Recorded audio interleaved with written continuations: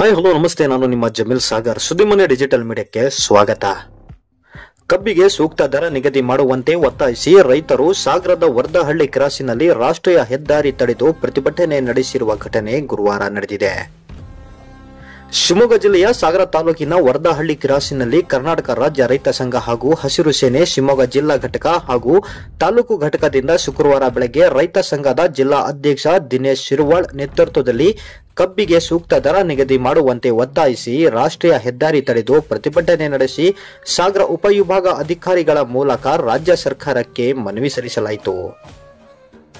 ಸರಿಸುಮಾರು 20 ನಿಮಿಷಗಳ ಕಾಲ ರಾಷ್ಟ್ರೀಯ ಹೆದ್ದಾರಿ ತಡೆ ನಡೆಸಿದ ರೈತರು ಸರ್ಕಾರಕ್ಕೆ ಒತ್ತಾಯಿಸಿದರು. ರೈತರ ಹೋರಾಟದಿಂದ ರಸ್ತೆಯಲ್ಲಿ ವಾಹನಗಳು ಸಾಲಾಗಿ ನಿಂತಿದ್ದವು.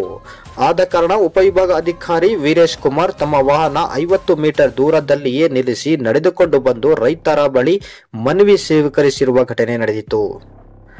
ಅಧಿಕಾರಿಯ ಭರವಸೆಯ ನಂತರ ಪ್ರತಿಭಟನಾಕಾರರು ಪ್ರತಿಭಟನೆಯನ್ನು ಹಿಂಪಡೆಯಲಾಯಿತು. ರಾಜ್ಯ ರೈತ ಸಂಘದ ರಾಜ್ಯಾಧ್ಯಕ್ಷರಾಗಿರ್ತಕ್ಕಂಥ ಶ್ರೀ ಚೂನಪ್ಪ ಪೂಜಾರಿ ಹಾಗೂ ರಾಜ್ಯ ಗೌರವಾಧ್ಯಕ್ಷರಾಗಿರ್ತಕ್ಕಂಥ ಶಶಿಕಾಂತ್ ಪಡ್ಸಲ್ಗಿ ಗುರೂಜಿಯವರು ಅವರ ನೇತೃತ್ವದಲ್ಲಿ ಬೆಳಗಾವಿಯ ಗುರ್ಲಾಪುರ ಕ್ರಾಸ್ನಲ್ಲಿ ಲಕ್ಷಾಂತರ ಜನ ಸೇರಿ ಇಂದಿಗೆ 9ನೇ ದಿನದ ಹೋರಾಟವನ್ನು ಮುಂದುವರಿಸಿದ್ದಾರೆ. ಕಬ್ಬಿನ ಬೆಲೆಗಾಗಿ, ಕಬ್ಬಿನ ಬೆಲೆಯ ನಿಗದಿಗಾಗಿ ನಿರಂತರವಾಗಿ ಅಹೋರಾತ್ರಿ ಹೋರಾಟವನ್ನ ನಡೆಸ್ಕೊಳ್ತಾ ಬರ್ತಾ ಇದ್ದಾರೆ. ನಾವು ಕೂಡ ರಾಜ್ಯದ ಎಲ್ಲ ಭಾಗದಿಂದ ಎಲ್ಲ ರೈತ ಪ್ರಮುಖರು, ರೈತ ಸಂಘಟನೆಯ ಎಲ್ಲ ಬಣದ ನಾಯಕರುಗಳು ಕೂಡ ಭಾಗವಹಿಸಿ ಬೆಂಬಲಿಸಿದ್ದೀವಿ. ಮತ್ತೆ ಅಷ್ಟೇ ಅಲ್ಲದೆ ರಾಜ್ಯದಲ್ಲಿರ್ತಕ್ಕಂಥ ಎಲ್ಲ ಸಂಘಟನೆಯು ಕೂಡ ಈ ಹೋರಾಟದಲ್ಲಿ ಭಾಗವಹಿಸಿ ಬೆಂಬಲಿಸಿ ಒಂದು ಐತಿಹಾಸಿಕವಾದಂತಹ ಹೋರಾಟವನ್ನ ಕಟ್ಟಿದ್ದೇವೆ.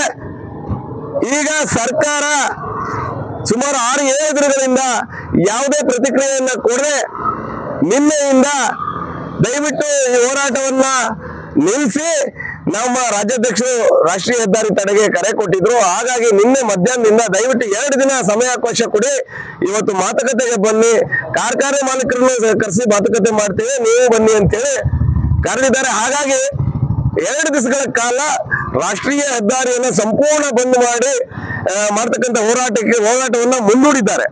ಆದ್ರೆ ಸಾಗರದಲ್ಲಿ ಸಾಂಕೇತಿಕವಾಗಿ 10 ನಿಮಿಷಗಳ ಕಾಲ ರಾಷ್ಟ್ರೀಯ ಹೆದ್ದಾರಿಯನ್ನ ಬಂದ್ ಮಾಡಿ ನಮ್ಮ ಮನವಿಯನ್ನ ಎಸಿಯ ಉಪವಿಭಾಗಾಧಿಕಾರಿ ಮುಖಾಂತರ ಮುಖ್ಯಮಂತ್ರಿ ಅವರಿಗೆ ಕಳಿಸ್ತಾ ಇದ್ದೇವೆ.